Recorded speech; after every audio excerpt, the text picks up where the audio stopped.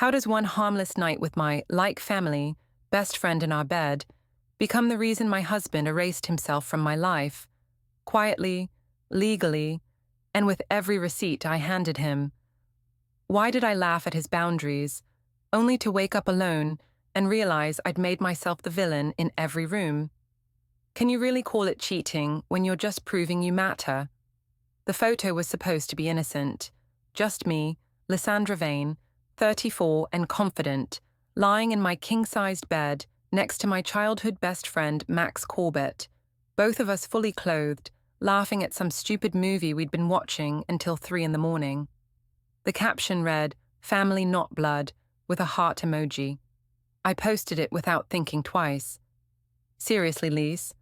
Owen's voice cut through the morning silence like a blade.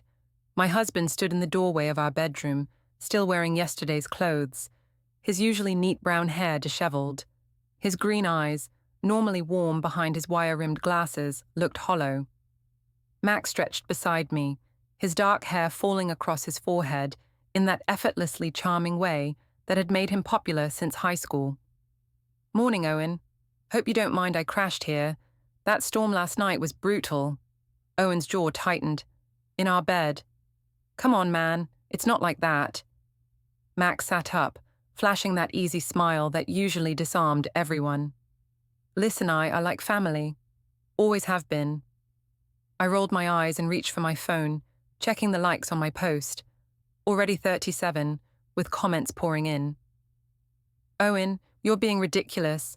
Max has slept over since we were kids. You know this." "That was before we were married."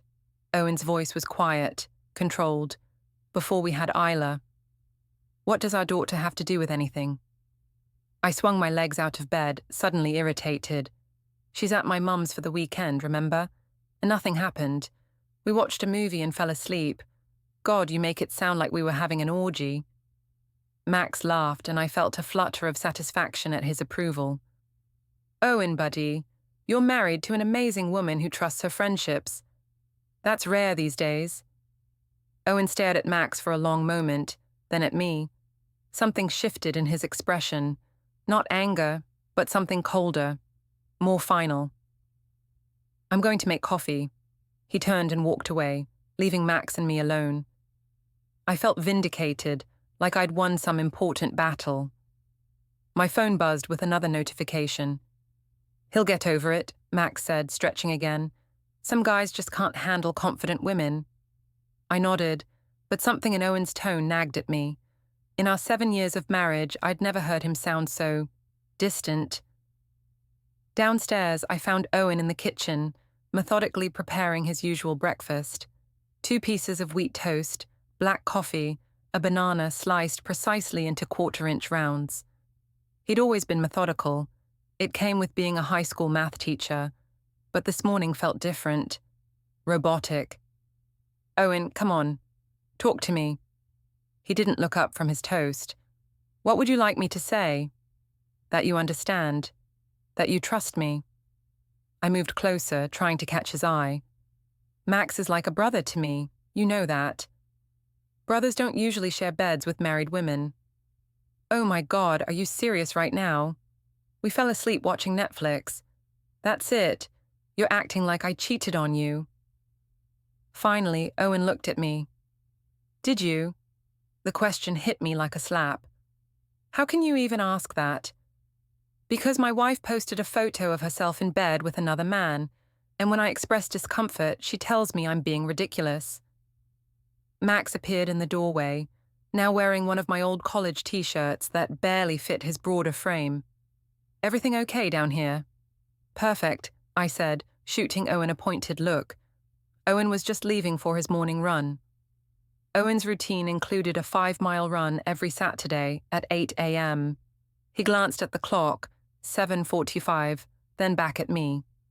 "Right, my run." He walked past us without another word, grabbing his running shoes from the closet. The front door closed with a soft click that somehow felt louder than a slam. "He's really upset," Max observed, pouring himself coffee from Owen's pot. "He'll get over it." But even as I said it, I felt a strange uneasiness. Owen didn't usually get upset about anything. In all our years together, I could count on one hand the number of times I'd seen him truly angry. My phone buzzed. A text from my sister-in-law, Harper. "Saw your post. Really?" I showed Max the message, rolling my eyes.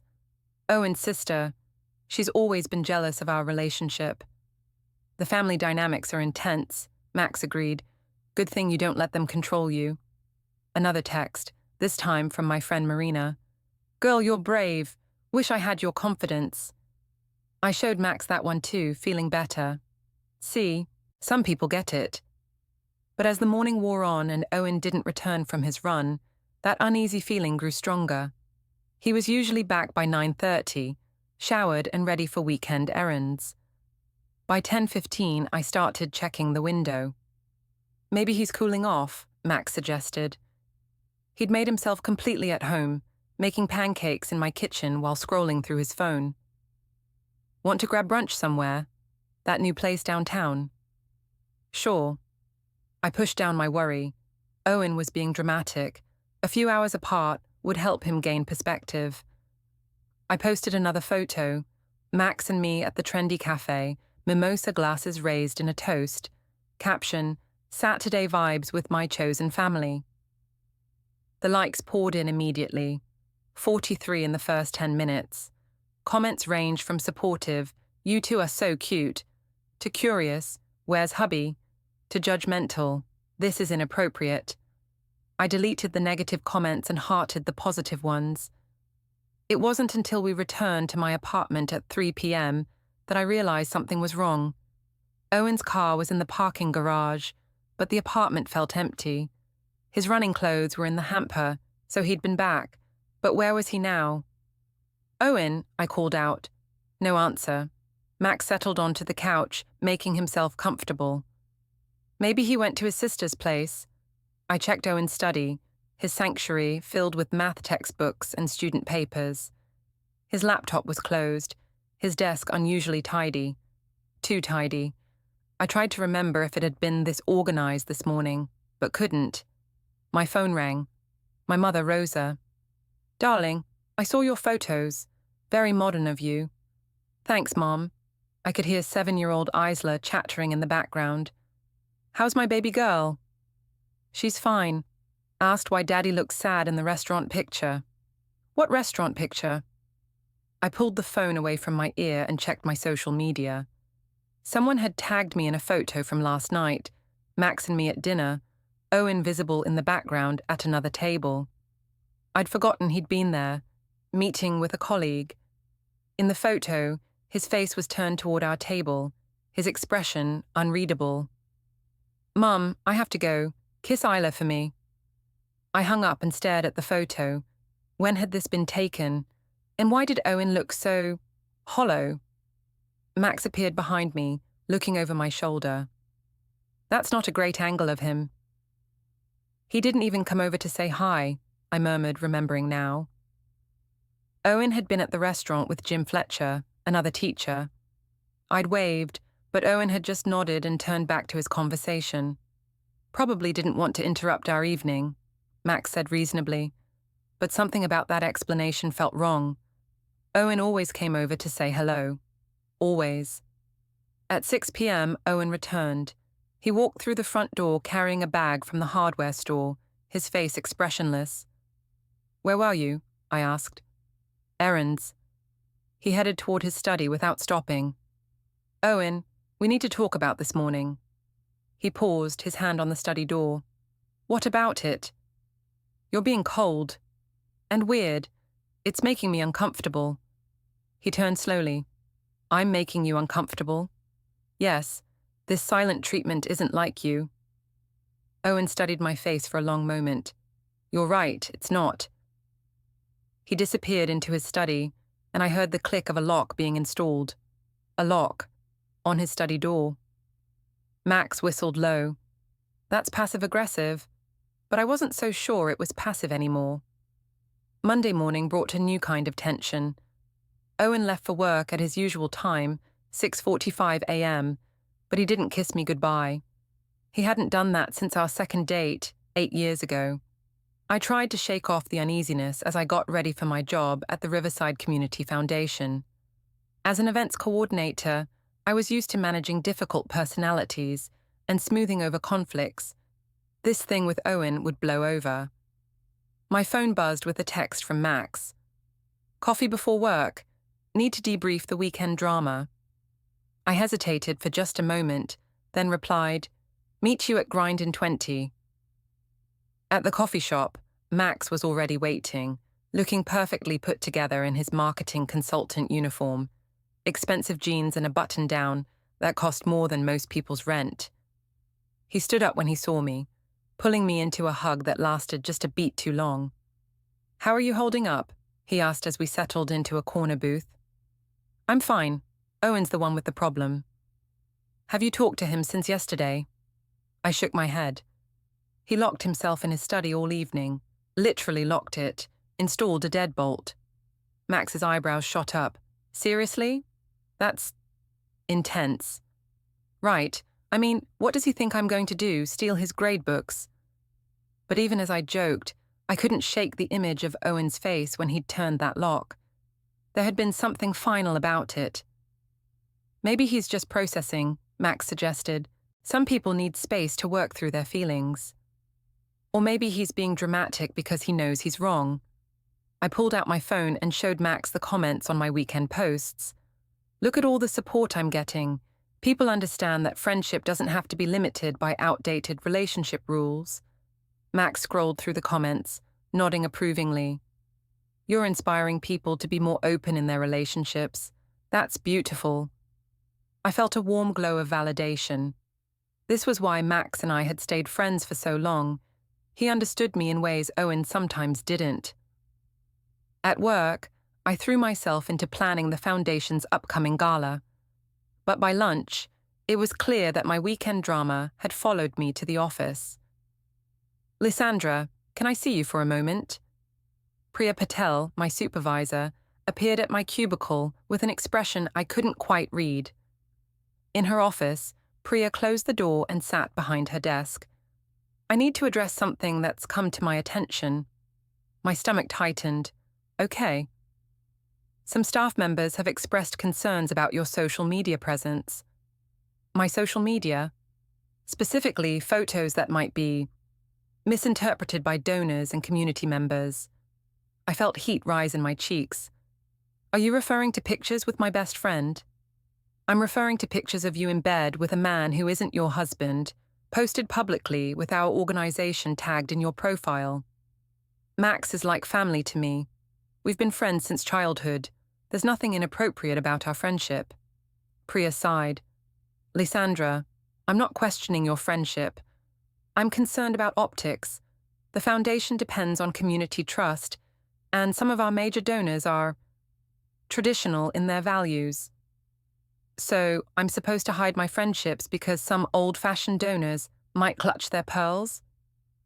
I'm asking you to consider how your public posts reflect on the organization, and perhaps to be more mindful of boundaries." Boundaries. The same word Owen had used. "I'll consider it," I said stiffly. Back at my desk, I stewed over the conversation. My co-worker Jennifer, a woman in her 50s with grown children, approached with a sympathetic expression. "Honey, can I give you some advice?"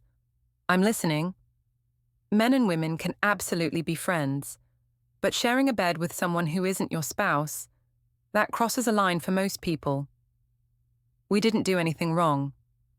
I believe you, but perception matters, and your husband's feelings matter too." I wanted to argue, but something in Jennifer's tone reminded me of my mother's voice, gentle but firm, the way she'd spoken when I was a teenager pushing boundaries. That evening, I came home to find Owen in the kitchen, preparing dinner for one. A single chicken breast, a small portion of rice, vegetables for one person. "Where's my plate?" I asked. "I wasn't sure when you'd be home. There's leftover pasta in the fridge." Leftover pasta. Owen, who had cooked for both of us every night since we'd moved in together, was now making meals for one. "This is ridiculous, Owen. You're punishing me for having a friend." He turned to face me, his expression calm but distant. I'm not punishing you for anything. I'm adjusting my expectations. What does that mean? It means I'm learning to see our marriage differently. Something cold settled in my stomach. Don't be dramatic. I'm not being dramatic. I'm being realistic. He plated his food with the same methodical precision he applied to everything. How was work? The casual question, delivered in that eerily calm tone, somehow felt worse than yelling would have. Fine. How was yours? Fine.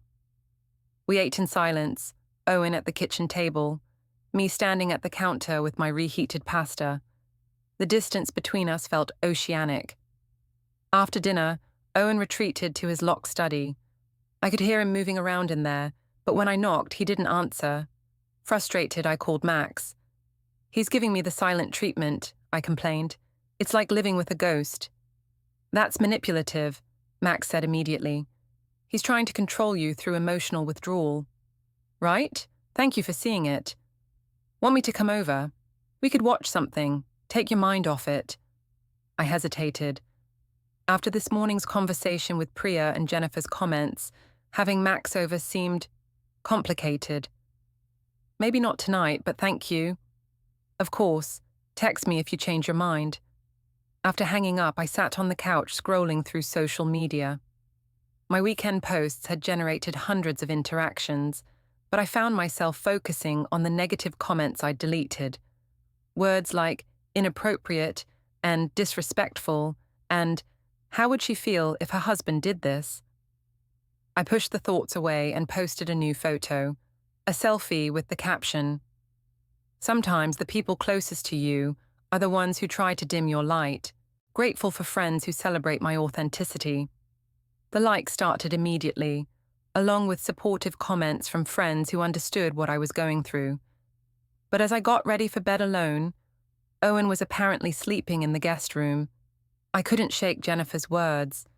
Your husband's feelings matter too. The problem was, I wasn't sure I cared about Owen's feelings anymore, not when they seemed designed to control me. Tuesday brought more of the same cold politeness from Owen. He made coffee for one, left for work without a goodbye, came home, and prepared dinner for one. We moved around each other like polite strangers. By Wednesday, I was desperate for normal human interaction. I met Max for lunch at a trendy downtown restaurant, grateful for his easy conversation and warm attention. "You look tired," he observed, reaching across the table to squeeze my hand. "I feel like I'm living in a morgue. Owen barely speaks to me." That's emotional abuse, you know.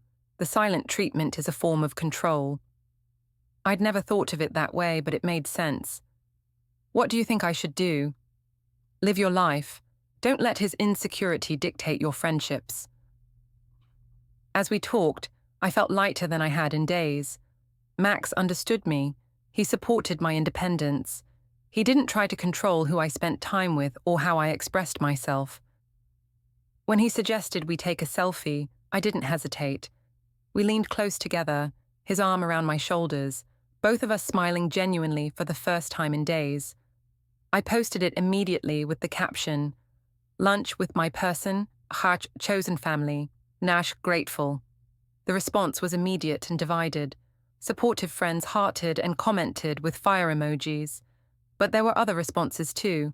Concerned mutual friends, disapproving relatives, strangers questioning my judgment. And then, an hour later, a text from Harper. "This is getting embarrassing, Lysandra. Think about Isla." I screenshot the message and sent it to Max with an eye-roll emoji. His response, "His sister is just as controlling as he is. You deserve better." But that evening, when I came home to another silent dinner and Owen's continued emotional absence, I started to wonder if I was the one who deserved better, or if I was the one who had thrown away something good. The thought scared me enough that I pushed it away entirely.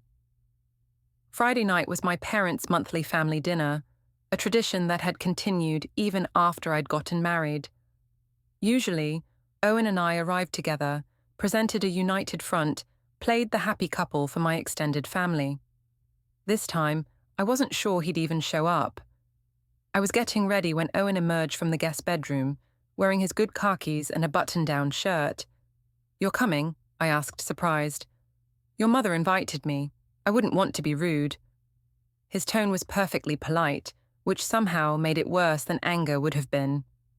"Should we drive together?" "I'll meet you there. I have a stop to make first."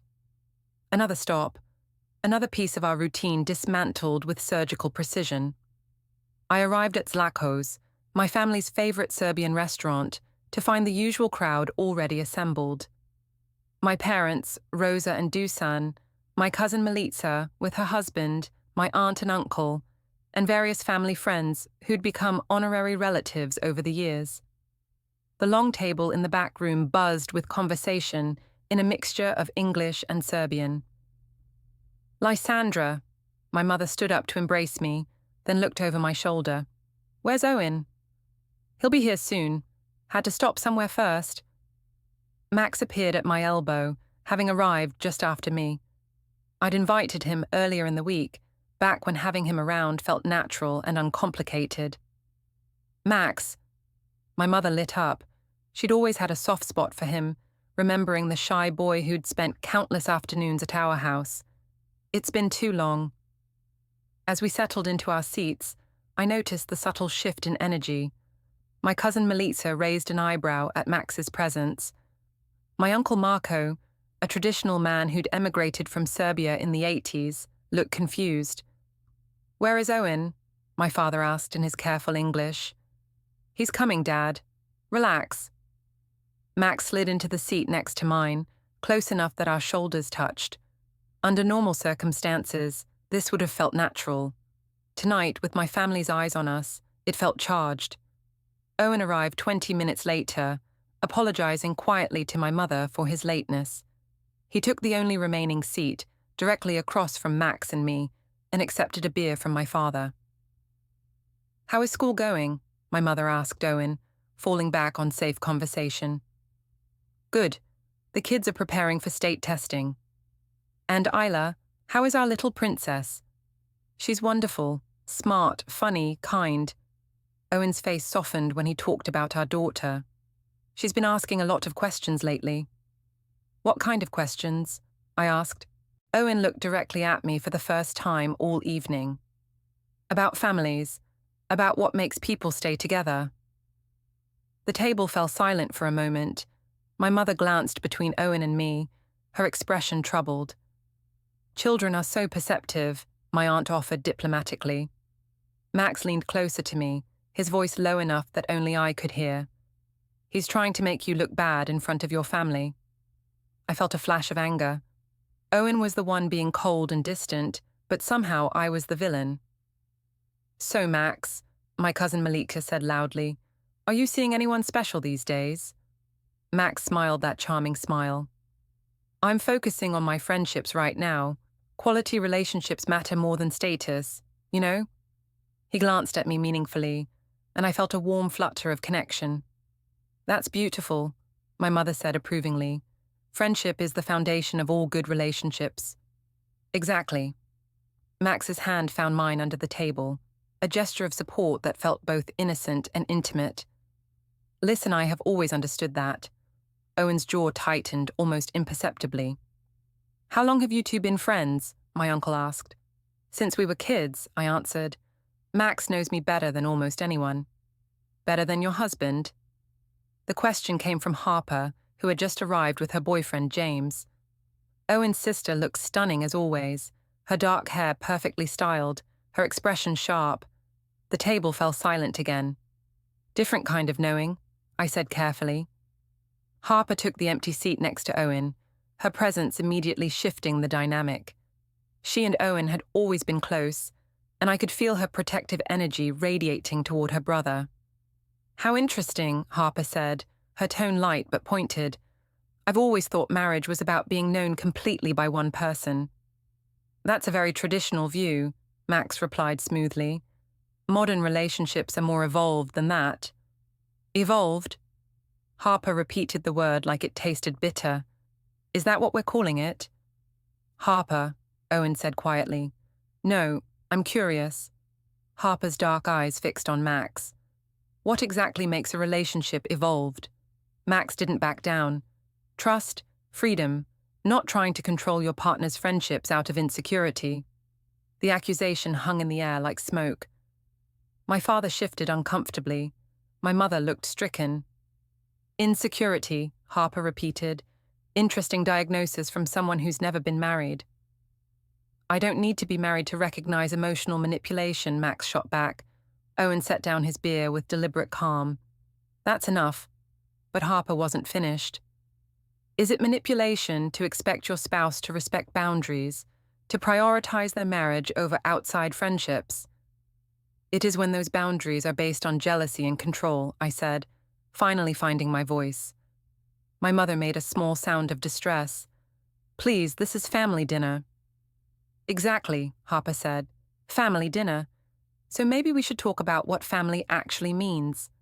She pulled out her phone and before I could stop her, showed the table my latest Instagram post, the lunch photo with Max, his arm around me, both of us glowing with happiness. This was posted yesterday, Harper announced. While Owen was at work teaching other people's children, his wife was having intimate lunches with her best friend. There's nothing intimate about lunch, I protested, but my voice sounded weak even to my own ears.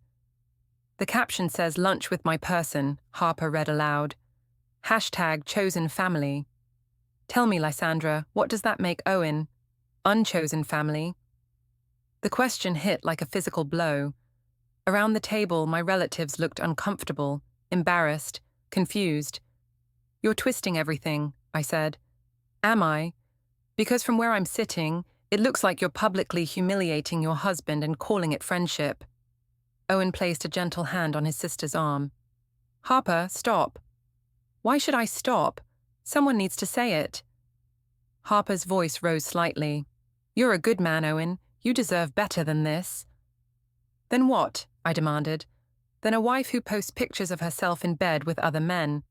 Then someone who flaunts her emotional affair on social media while her husband suffers in silence. It's not an affair. The words came out louder than I'd intended, drawing stares from other diners. Then what is it? Harper's question was quiet, deadly. I opened my mouth to answer, but no words came. What was it? A friendship that had somehow become the center of my life. A connection that felt more important than my marriage. A relationship I defended more fiercely than I defended my husband. It's complicated, Max said, his hand finding mine again. No, Owen said quietly. It's not. He stood up, pulling out his wallet. Thank you for dinner, Rosa, Dusan. He placed enough cash on the table to cover his meal and tip. I'm going to go home and call Isla. She's been asking when Mommy and Daddy are going to stop being sad. The simple statement devastated me more than Harper's accusations had. Owen walked away without looking back, leaving me sitting at a table full of people who suddenly couldn't meet my eyes. Well, my mother said finally, her voice shaky. That was difficult. Max squeezed my hand. He's being manipulative, walking away like that, making you look bad. But for the first time, I wasn't sure Max was right. Owen hadn't looked manipulative when he'd mentioned Isla. He'd looked heartbroken. The rest of dinner passed in uncomfortable small talk. My family was polite but distant, and I could feel their judgment like a weight on my shoulders. When Max offered to drive me home, I almost said yes, almost let him continue to be my shelter from the consequences of my choices. Instead, I drove home alone, my hands shaking on the steering wheel. I found Owen in Isla's room, sitting on her small bed, holding one of her stuffed animals. He looked up when I appeared in the doorway, and for a moment, his careful mask slipped. He looked destroyed. Owen, I started. She asked me if Mommy and Daddy were getting divorced, he said quietly. She's 7 years old, and she's worried about her family falling apart. What did you tell her? I told her that Mommy and Daddy are working through some problems, and that no matter what happens, we both love her very much. The careful phrasing chilled me. No matter what happens? Owen stood up, gently placing Isla's stuffed rabbit back on her pillow. I can't do this anymore, Lysandra. Can't do what? Pretend that what's happening is normal. Pretend that my feelings don't matter. Pretend that our marriage is okay. He walked past me toward the door, then paused. I loved you, he said without turning around. I loved you enough to trust you completely, and you used that trust to make me feel like a fool. The past tense hit me like a slap. Loved? Love requires respect, and you've made it very clear that you don't respect me, our marriage, or our family. He left me standing in our daughter's room, surrounded by toys and books and drawings of happy families, finally understanding what I had lost. But understanding and accepting are different things, and I wasn't ready to accept anything yet. The weekend after the family dinner disaster, I threw myself into damage control. If Owen wanted to play the victim, I'd show everyone who was really being unreasonable. I spent Saturday morning crafting the perfect social media post, a carefully worded statement about the importance of maintaining individual identity within marriage, complete with inspirational quotes about strong women and secure relationships. The response was immediate and largely supportive, with friends commenting about their own struggles with jealous partners and controlling spouses. But there were other responses too. Jennifer from work left a simple comment, thinking of you and hoping you find peace. My cousin Melitza sent a private message, maybe take a break from social media for a while. I deleted the comments that felt judgmental and screenshot the supportive ones to send to Max. See, I texted him.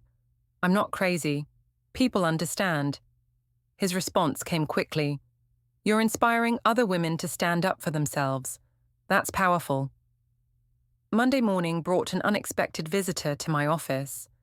Owen appeared at my cubicle at 10:30, looking professional in his teacher clothes, khakis, button-down shirt, tie with tiny mathematical symbols that Isla had given him for Father's Day. Can we talk? He asked quietly. Priya looked up from her desk with interest. The rest of the office pretended not to notice, but I could feel their attention like heat lamps. Sure. Conference room? In the small glass-walled room, Owen closed the door and sat across from me. He looked tired, older somehow than he had just a week ago. I want to discuss some practical matters, he said. Practical matters? I've opened a separate checking account. I'll continue to contribute to household expenses and Isla's needs, but I think it's best if we handle our personal finances independently going forward. The words hit me like cold water. You opened a separate account? I also spoke with a lawyer. My heart stopped. A lawyer? I wanted to understand my rights, our rights, regarding custody, property division, things like that. Owen, you're being dramatic. We don't need lawyers. He pulled out a manila folder I hadn't noticed him carrying. I've documented some concerns I have about the current situation. Documented? He opened the folder, revealing printed screenshots of my social media posts, text message conversations, photos, everything organized chronologically with dates and times noted in his precise handwriting. What is this? Evidence of the deterioration of our marriage, in case I need it. I stared at the folder, feeling sick. You're building a case against me. I'm protecting myself and Isla. From what? I haven't done anything wrong. Owen looked at me with something that might have been pity. You really believe that, don't you? Because it's true. Max is my friend. Having friends isn't a crime. No, it's not. Owen closed the folder. But publicly humiliating your spouse is cruel. Prioritizing another man's feelings over your husband's is hurtful. And involving our daughter in adult drama is harmful. I haven't involved Isla in anything. She sees your posts, Lysandra. She has friends whose parents follow you on social media. She hears things. The thought of Isla seeing the comments, the speculation, the judgment, made my stomach turn. That's not my fault. Isn't it? Owen stood up, folder in hand. I'm taking Isla to my sister's this weekend. I think she needs some stability right now. You can't just take my daughter, our daughter, and And I'm not taking her. I'm giving her a break from the tension in our house. He walked toward the door, then paused. I love you, Lysandra. I probably always will. But I won't be disrespected in my own home anymore. After he left, I sat in the conference room for 20 minutes, staring at my reflection in the black computer screen. Through the glass walls, I could see my co-workers pretending to work while obviously discussing what they'd witnessed. That evening, I called Max in tears. He's building a case against me, I sobbed. Screenshots and documentation, and God knows what else. That's insane. What kind of case? I don't know. Divorce, I think. Custody. Max was quiet for a moment. Maybe that wouldn't be the worst thing. What? Lysandra, he's emotionally abusing you. The silent treatment, the threats, trying to control your friendships. Maybe you'd be better off without him. The suggestion should have shocked me. Instead, I felt a strange sense of relief. If Owen left, I wouldn't have to deal with his disapproval anymore. I could live my life without walking on eggshells, without constantly defending my choices. You think so? I think you deserve someone who celebrates your independence instead of trying to crush it. That night, alone in the house while Owen stayed at Harper's with Isla, I posted another photo, a selfie with the caption, "Sometimes the strongest thing you can do is let go of people who don't appreciate your worth." Self-love. Know your value. The responses were immediate and overwhelming. Friends rallied to support me, sharing their own stories of leaving relationships that didn't serve them. The validation felt like a drug, but at 2 a.m., lying in our king-sized bed that suddenly felt enormous, I found myself scrolling back through my camera roll. Photos of Owen and me on our honeymoon, pictures of him teaching Isla to ride a bike, videos of him singing her to sleep when she was a baby. In every image, he looked at us, at me, like we were his whole world.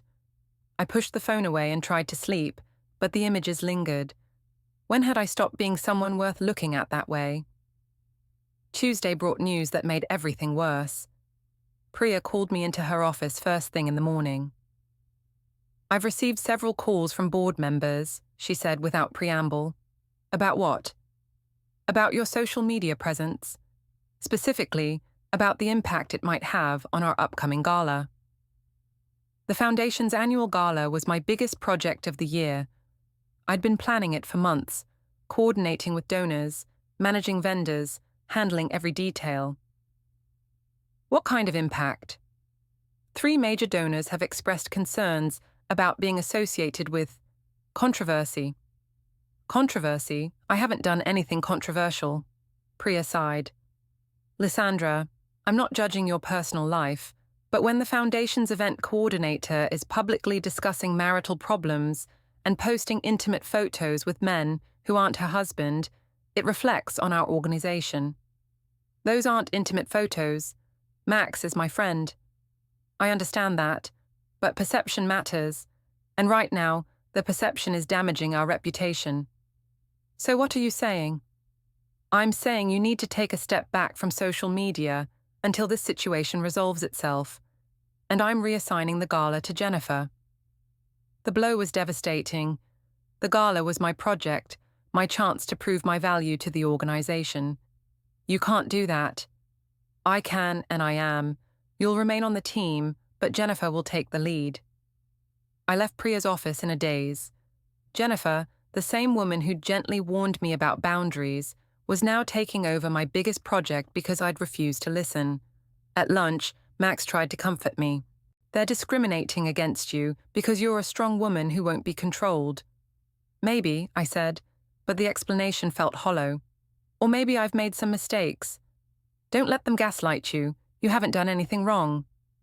But as I looked around the restaurant, the same place where Max and I had taken our controversial lunch selfie, I wondered if I was the one being gaslit.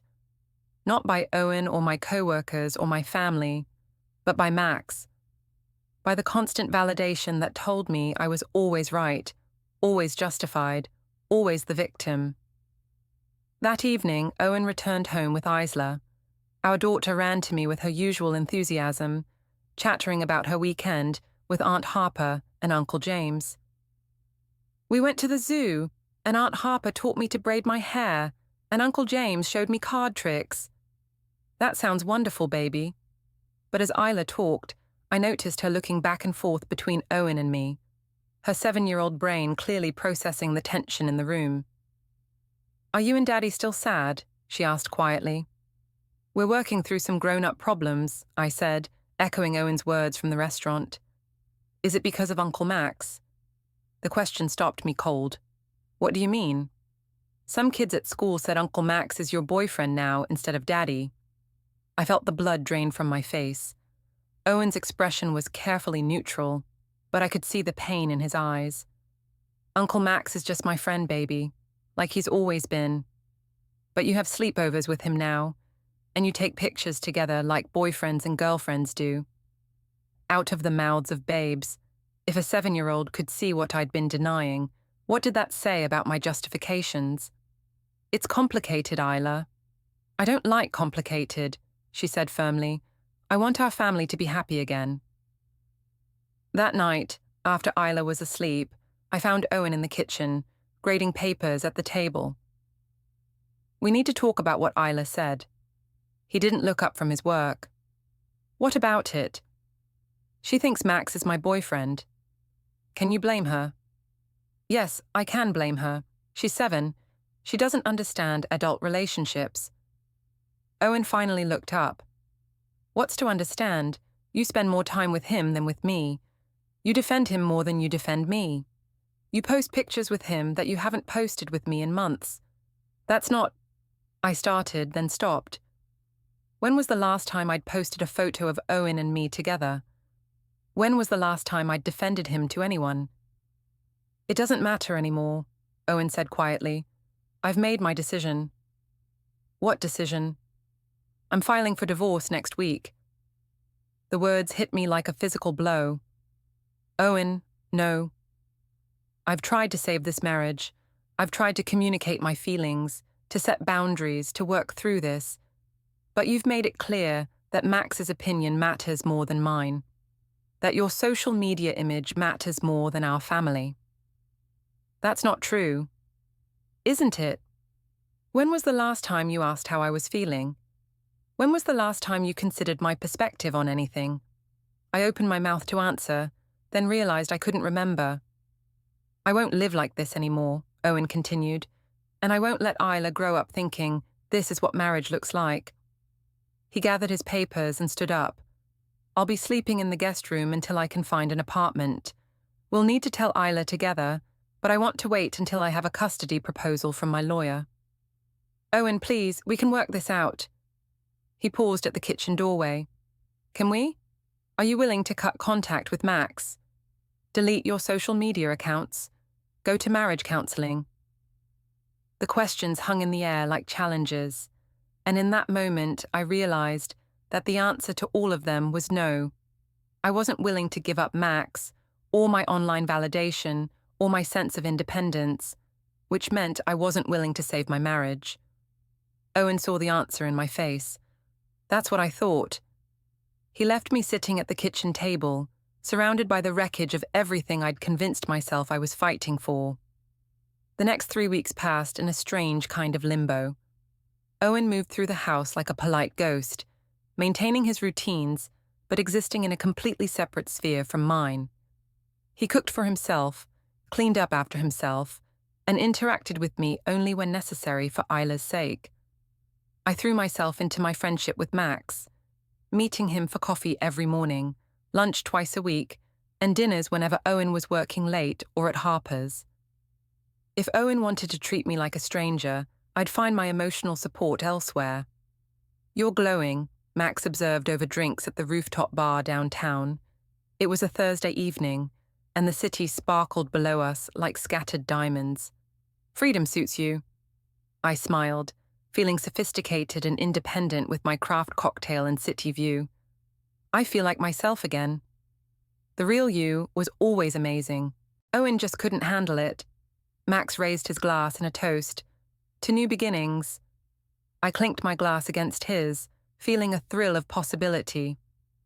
Around us, other couples and groups laughed and flirted and lived their best lives. I belonged here, in this world of beautiful people making beautiful choices.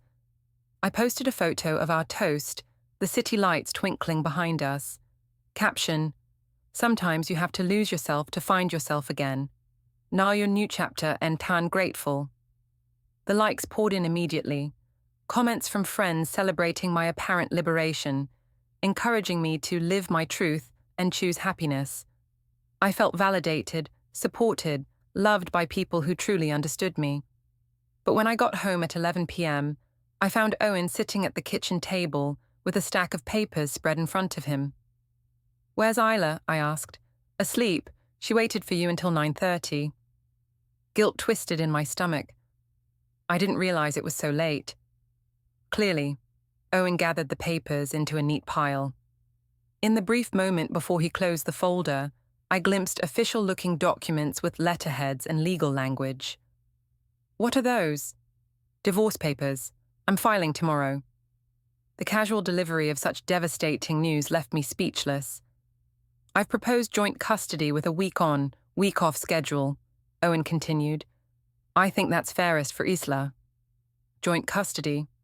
Unless you plan to contest it, in which case, we'll let a judge decide based on what's in Isla's best interest."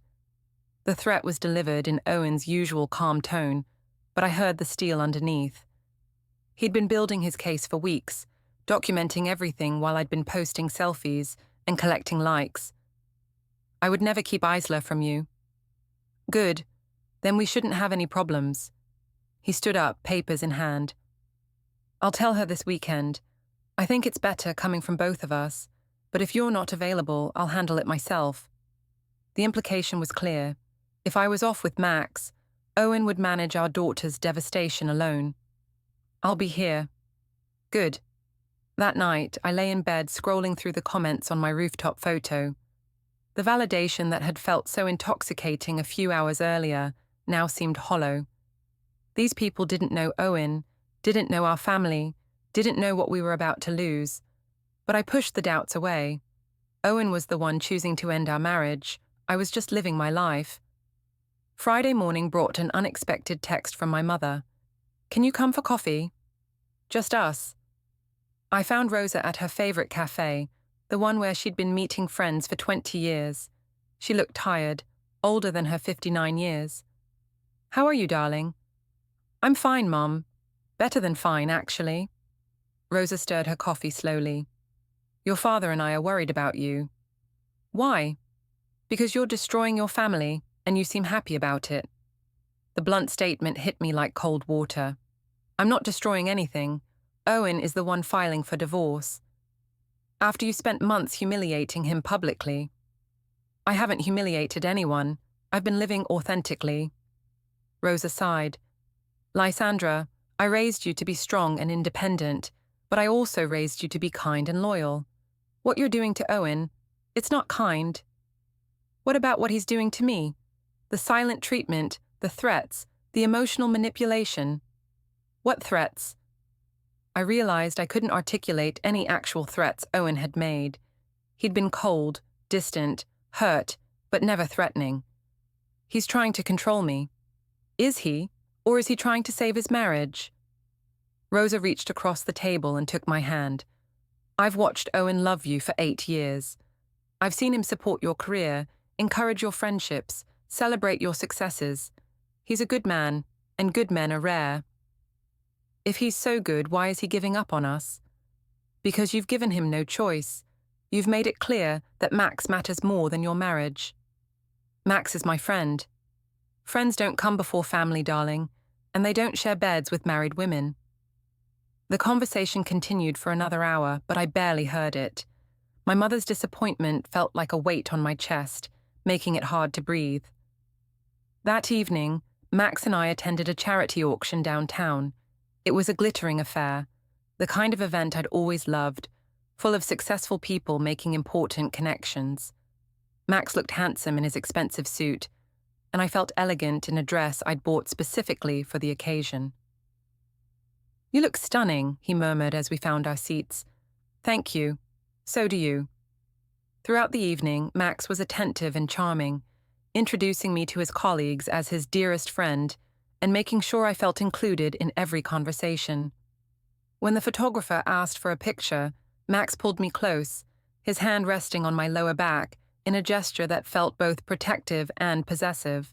"Perfect," the photographer said, snapping several shots. Later, as we walked to the valet stand, Max took my hand. "I have something to tell you," he said. "What?" "I'm in love with you. I have been for years." The confession should have thrilled me. Instead, I felt a strange sense of panic. "Max, I know the timing isn't perfect, with everything that's happening with Owen, but life is short, and I don't want to waste any more time pretending we're just friends." He leaned down and kissed me, soft and sweet under the city lights. It was everything a first kiss should be, romantic, passionate, full of promise. So why did I feel like I was falling off a cliff? "I should go home," I said when we broke apart. "Of course, but think about what I said, okay?" I drove home in a daze, Max's words echoing in my head. He loved me, had always loved me.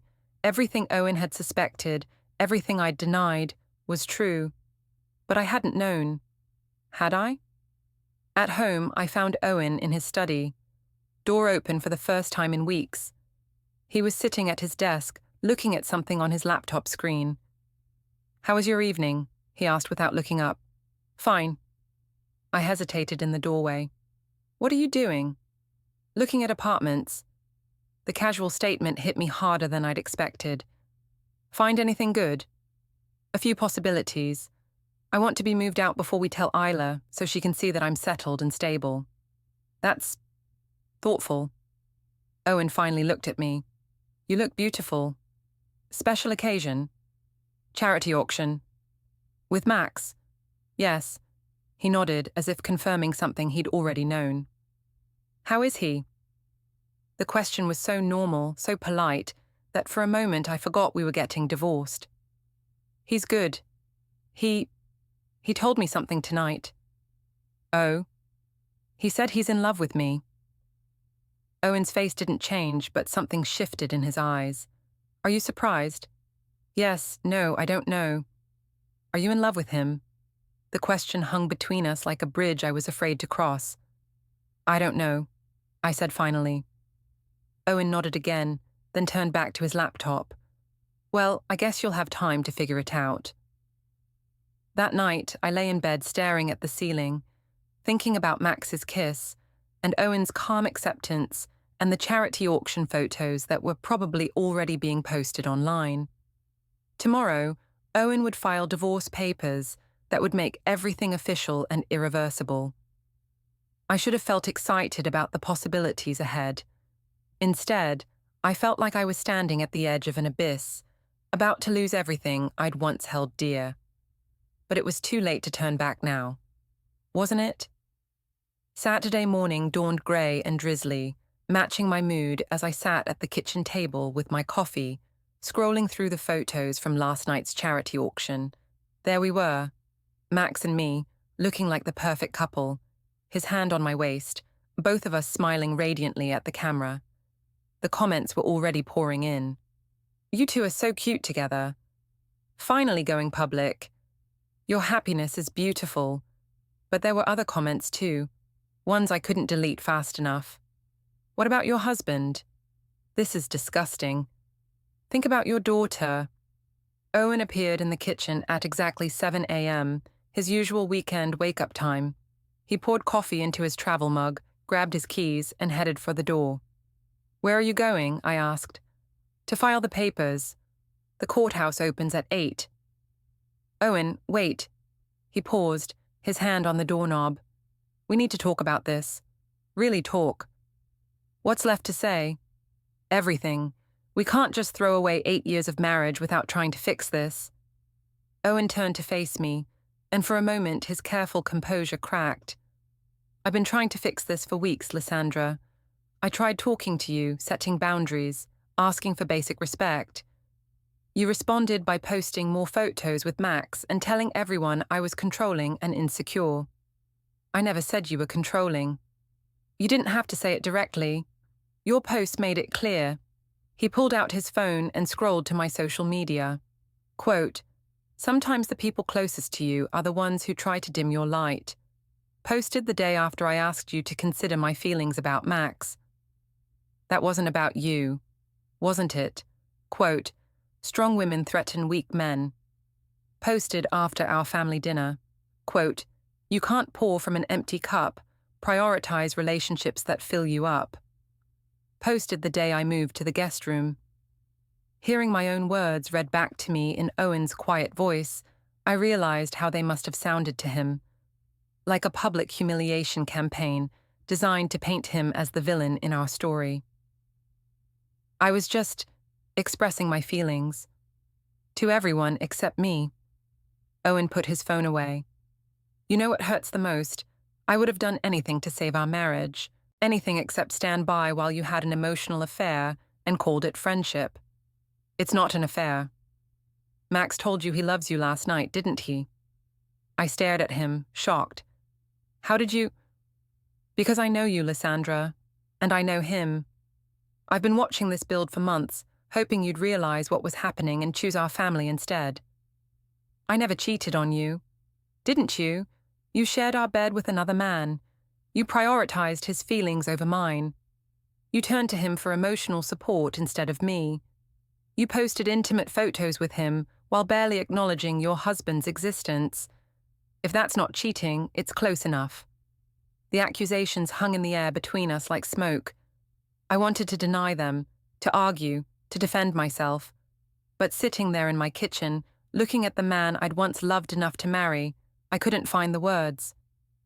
I need to go, Owen said quietly. The lawyer is meeting me at 9. Owen, please, don't do this. You did this, Lysandra. Every choice, every post, every time you chose Max over me. You did this. He left, and I sat alone in our kitchen, staring at the charity auction photos on my phone. In the pictures, Max and I looked happy, free, perfectly matched. But now all I could see was what wasn't in the frame. The husband at home, the daughter asking why Daddy was sad, the family I'd dismantled piece by piece. My phone buzzed with the text from Max. Good morning, beautiful. Coffee later. I stared at the message for a long time before responding. I need some space today. Everything okay? Owen's filing for divorce this morning. That's good news, right? Now we can be together properly. The casual dismissal of my marriage's end made my stomach turn. I don't know if I'm ready for that. Ready for what? To be happy? Ready to... This is all happening so fast. My phone rang immediately. Max's name on the screen. Hey, I answered. Lys, what's going on? You sound weird. My husband is filing for divorce. I'm allowed to sound weird. But this is what you wanted. Freedom from his control, from his jealousy. Did I want this, or did you want this? Silence on the other end. What's that supposed to mean? Max's voice had an edge I'd never heard before. I'm confused. Everything is happening so fast, and I don't know if I'm making the right choices. The right choice is choosing someone who loves and supports you, instead of someone who tries to control you. Owen never tried to control me. He just wanted me to respect our marriage. Lysandra, what's gotten into you? Yesterday you were excited about our future together. Yesterday I was drunk on validation and attention. Today I'm looking at the wreckage of my family. Your family was already broken. I just helped you see it. The words hit me like a slap. Helped me see it, or helped create it. I can't believe you're blaming me for your marital problems. I'm not blaming you. I need to think. Fine, think all you want, but don't expect me to wait around while you figure out whether you want to be happy or miserable. He hung up, leaving me staring at my phone in shock.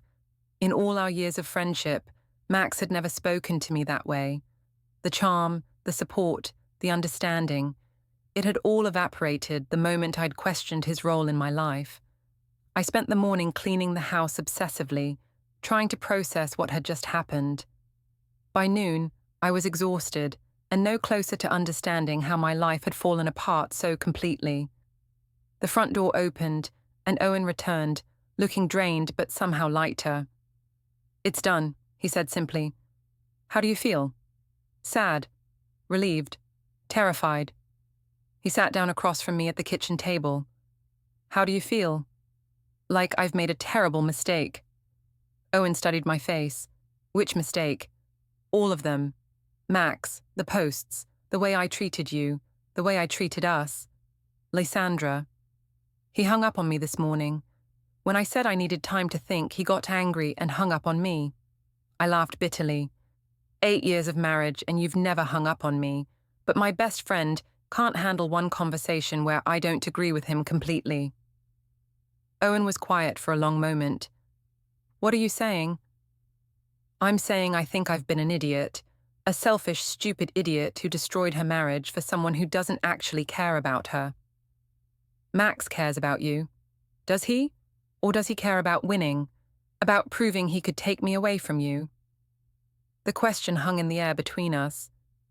"It doesn't matter now," Owen said finally. "The papers are filed. I've put a deposit down on an apartment. We still need to tell Isla." "What if I don't want the divorce?" Owen looked at me with something that might have been pity. "Then you should have thought about that before you posted pictures of yourself in bed with another man." The simple statement cut deeper than any accusation could have. "I know I messed up. But can't we try to fix this? Counseling or—" "Lysandra, you chose Max over me 100 times. In 100 small ways, you showed me that he mattered more than I did. I can't unknow that. But I choose you now. Now, when Max showed his true colors, when your social media validation turned into public humiliation, when you've lost your big project at work and alienated half your family." Owen shook his head. "You don't choose me now because you love me. You choose me now because you're scared and alone and realizing that actions have consequences." The brutal honesty of his words left me speechless. "I did love you," Owen continued, "completely, unconditionally, stupidly. I would have done anything for you, forgiven anything, if you'd just shown me the same respect you showed Max. But you didn't. I can change. Maybe you can, but not for me, and not because of this. You need to change for yourself, because you want to be a better person, not because you want to avoid the consequences of your choices." He stood up, looking older than his 36 years. "I'm going to pack some things. We'll tell Isla together tonight, and I'll move out tomorrow." "Owen, please." He paused at the kitchen doorway. "I hope you figure out what you really want, Lysandra, and I hope you find a way to be happy that doesn't require hurting other people." That evening, we sat Isla down in the living room. She looked between us with the intuitive awareness that children possess, already knowing that something life-changing was about to happen. "Mommy and Daddy have something important to tell you," Owen began gently. "Are you getting divorced?" Isla asked matter-of-factly. Owen and I exchanged a surprised look. "How do you know about divorce?" I asked. "Kids at school, and you and Daddy don't act married anymore." The simple observation from our 7-year-old was devastating in its accuracy. "Yes, sweetheart," Owen said. "Mommy and Daddy are getting divorced, but that doesn't change how much we both love you." "Is it because of Uncle Max?" I felt my face burn with shame. "It's complicated, baby." "Will I still live with both of you?" "You'll spend 1 week with Mommy and 1 week with Daddy," Owen explained.